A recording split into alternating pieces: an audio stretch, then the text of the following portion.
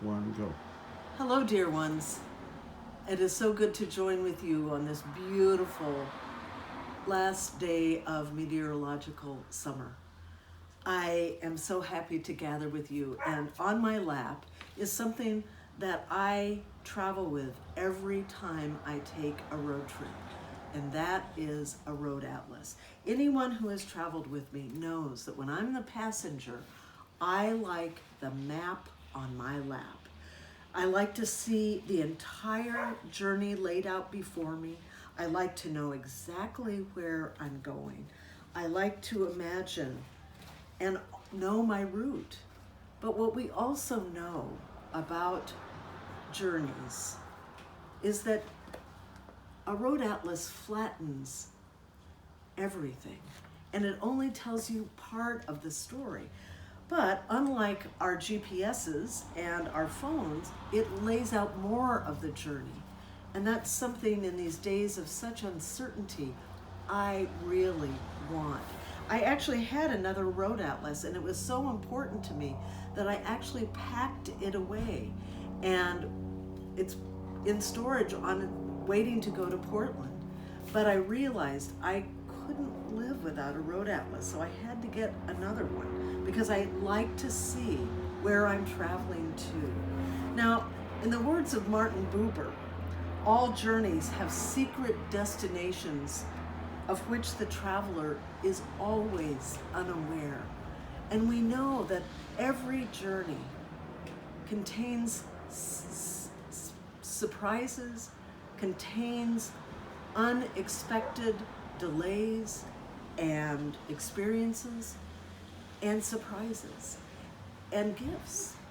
And what journeys require from us is to step into the unknowing, to step out and drive into the landscape that is laid out before us. Yesterday, Laura Park, as worship associate, and Rob shared this wonderful writing from Jan Richardson. Now, when I'm looking for inspiration, I often turn, just as you do, to familiar sources. Jan Richardson is a Methodist minister and a writer who has known great sorrow and loss in her life. She is a writer of blessings. And so this is a blessing for traveling. If you could see the journey whole, you might never undertake it, might never dare the first step that propels you from the place you have known toward the place you do not. Call it one of the mercies of the road, that we see it only in stages as it opens before us, as it comes into our keeping step by step.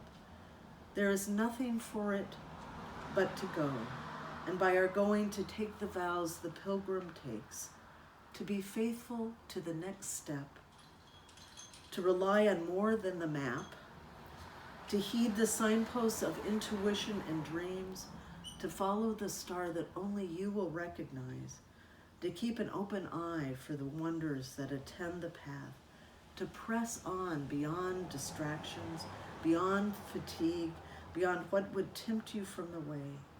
These are the vows that only you will know, the secret promises of your particular path, and the new ones you will need to make when the road is revealed by turns you could not have foreseen. Keep them, break them again.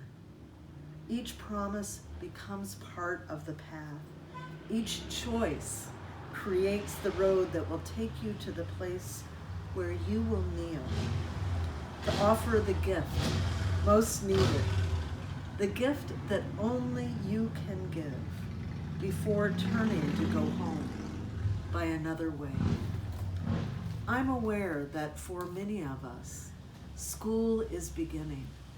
So I use this image of map and journey especially for the educators, the administrators, the students, the learners, the teachers, and the guides who are beginning in this uncharted territory of educating and learning in the time of the coronavirus.